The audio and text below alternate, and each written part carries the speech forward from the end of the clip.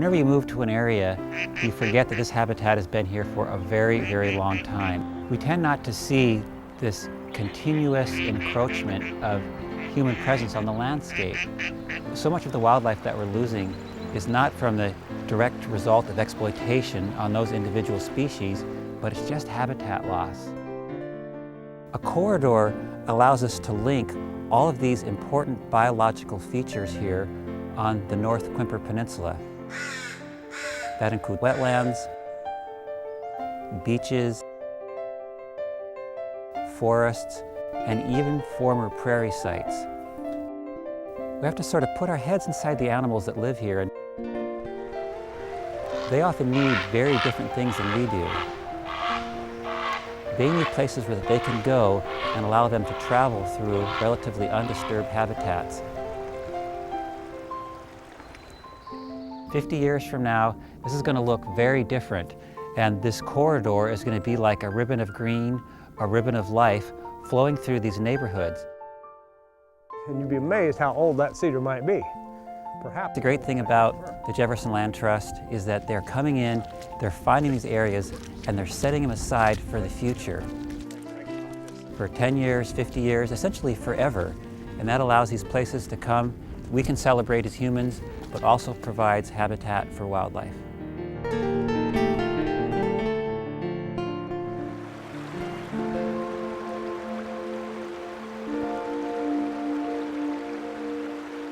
My grandparents came to the valley, and it'll be 100 years this April.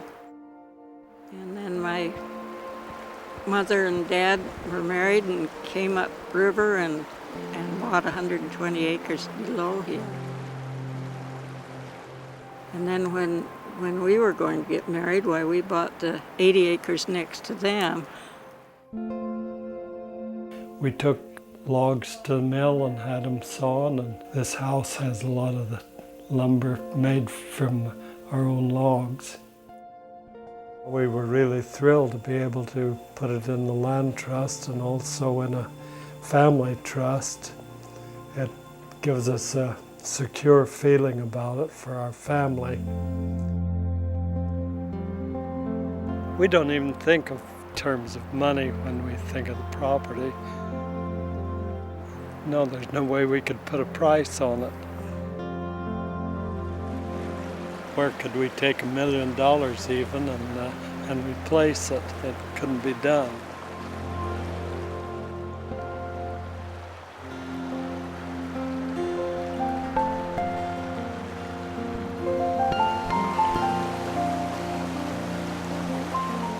Pretty much everything you can see has been added to the county ownership by Jefferson Land Trust. This is a snapshot of what we'll see into the future is healthy riparian forest without harvest, without any major changes in the structure of the forest except what the river does on its own accord.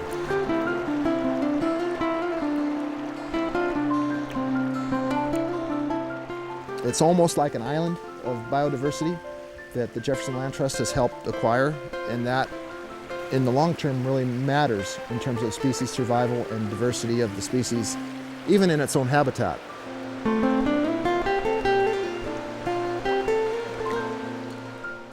The beauty of this parcel is it's both upland and river floodplain. This is used heavily by the Roosevelt elk herd that uses the Dosewalp State Park. They're a very migratory animal, both in range and their habitat. So they will use this probably about every 2 weeks. It's great habitat, not only for elk, but all our native species. The sum of all that habitat makes good salmon habitat. In my career, I've never seen so many parcels come together for one conservation cause.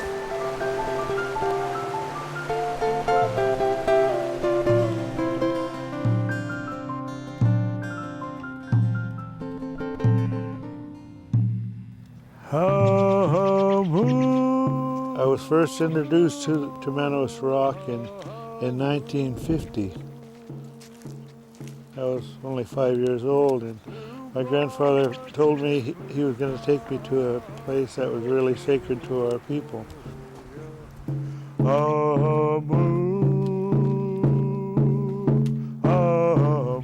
Tamanous means guardian spirit or spirit power. When we come up here, we usually sing a song, let our ancestors know that we're here and that we still care about this place. Oh, we ho, we lo, way.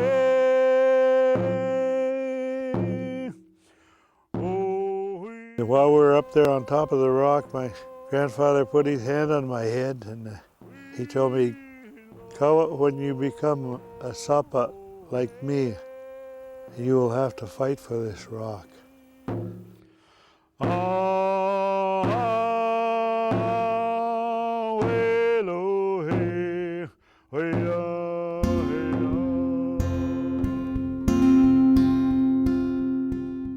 I remember being at the top of Tamanous Rock with a group of children and looking down at the fields below bathed in sun and saying, someday this will be your school.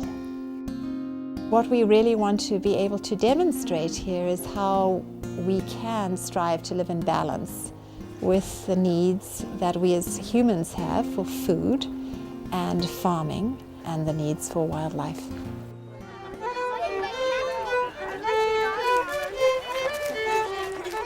Long after we are gone, this will still be a green space. This will still be a place to grow food.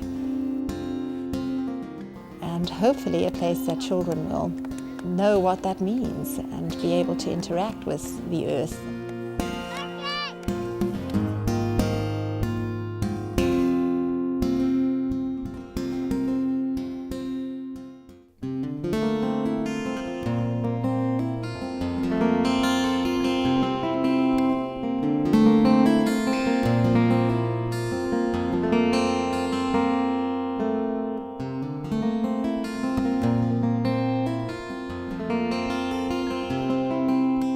During those years, I promised the Cotton Corporation when we were through with the land, and I knew that one day that would come to an end, that we would clean it up and that we would be good citizens, we would leave no mess, and I just was so happy that it ended up in the public domain. It's a beautiful creek that needs to be conserved.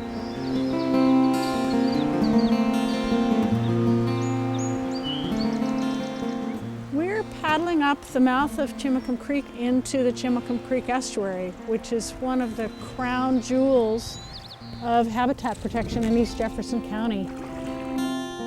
It's such a rich haven for so many species of wildlife.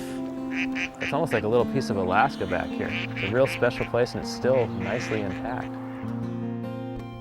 What's so amazing about that is that human development is right over the crest of the hill beyond these tall trees that we see that are protected forever. For the coho salmon, which run all the way to the headwaters of the stream 12 miles up there, they need the whole thing to be all linked up, like links in a chain. The salmon are really our canary in the coal mine. They're an indicator of the health of the whole system. Early 1990s, the run of summer chum in this creek blinked out. They went extinct. We're 14 years out from when they were completely extinct, and last year we had a return of about 2,000 fish to this system. It is an incredible demonstration of what partnerships can do. Most of what we see in this lower main stem of Chimacum Creek is protected permanently through outright ownership by Washington Department of Fish and Wildlife or Jefferson Land Trust, and through conservation easements. This whole area will remain a wonderful haven for wildlife forever.